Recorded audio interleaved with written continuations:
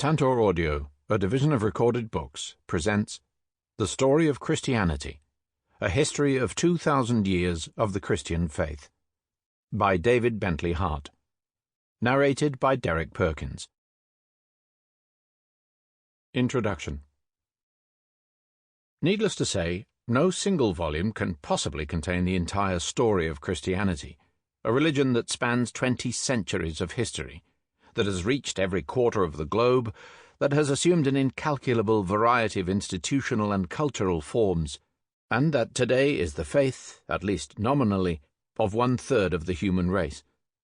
What it is possible to do in a book of this sort, however, is to provide a broad picture of Christian history, with as much detail as space allows, without allowing any single aspect to overwhelm the narrative as a whole. This is not necessarily an easy ambition to realize. Most Christians, after all, are conscious of only a small portion of Christian tradition, belief, and practice, and rarely have cause to investigate the many forms of their faith with which they are not immediately familiar.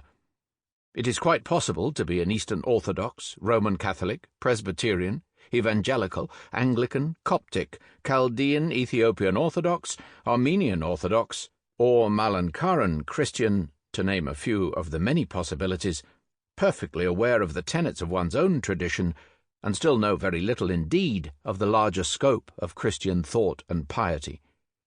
And it is always a temptation, when writing a work like this, to allow oneself to concentrate so exclusively on a single version of Christianity, say the Western communions, that the sheer richness of Christian tradition and experience is hidden from view. It is a temptation, though, that should be resisted, because the true story of Christianity, when told in something like its full breadth, is immeasurably fascinating. It is even, one might say, rather exotic. A faith that began in Roman-occupied Judea as a small and fugitive faction within Judaism, and that was legally proscribed for centuries, even at times on pain of death, persisted, grew, thrived, and finally conquered the empire that had sought to exterminate it. Then, over many centuries and in many lands, it became the vital source from which new civilizations sprang and developed, and drew constant nourishment. At times its geographical range expanded mightily, at others contracted perilously. At times the Church proved heroically true to its deepest moral principles, at others inexcusably traitorous to them. But at the end of the tale, at least to this point, this faith that began in such fragility, and that became so powerful, even though its temporal power has now receded in its historic homelands, is the most widespread and diverse of all religions, and is rapidly taking root in cultures very different from those in which it was born and in which it once flourished, and is assuming configurations that could not have been anticipated a century ago. To tell this story in a way that does proper justice to its improbability and variety, one must consider not only its larger features, but its more minute as well, not only its most resplendent and historically successful expressions, but its most obscure and frequently forgotten, not only its most familiar forms, but its strangest. I have, at any rate, attempted, in what follows, to give something like equal time to the churches of the East and of the West, and to accord attention to the smaller ancient Christian communities of Asia and Africa, and to take note of these contemporary communions, like the Chinese house churches, that exist somewhat at the margins of the Christian world. If I have failed in this in any respect, it is because certain requirements of space proved impossible to defy. The story of Christianity is not merely the story of a religion indigenous to Western civilization. In a very real sense, it is the story of that civilization itself. One cannot really understand the values that inform those cultures that were originally conceived in the womb of Christendom without understanding the faith that created them.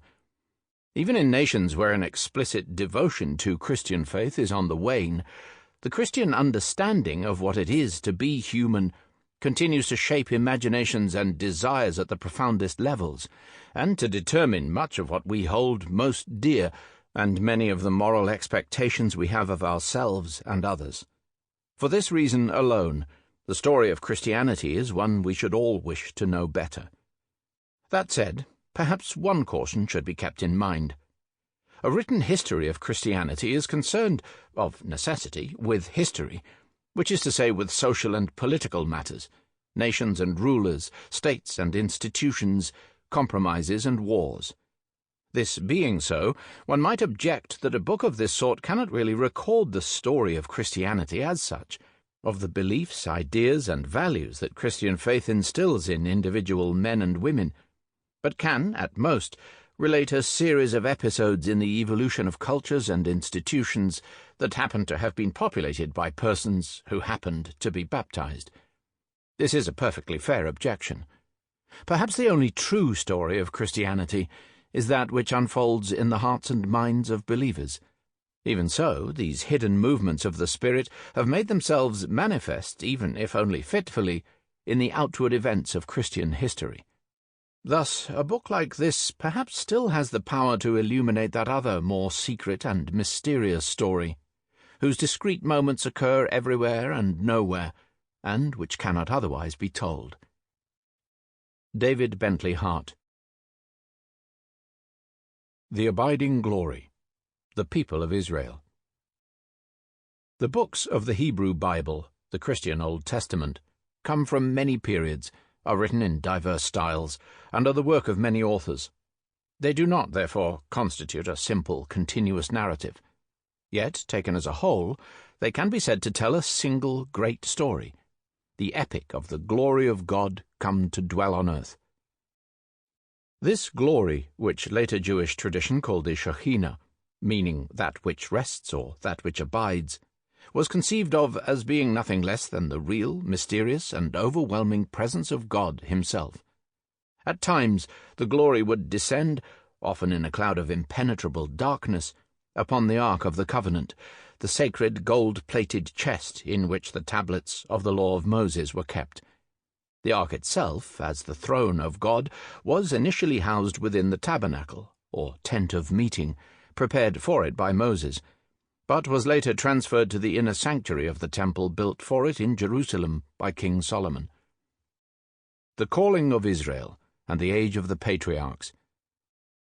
The Bible also recounts God's election of a chosen people, and describes how this choice inevitably becomes ever narrower. In other words, God initially creates all mankind for communion with him, but eventually, as a result of human sin, decides instead to fashion a particular people for himself, with whom he forges an unbreakable bond so as to establish his home on earth among them.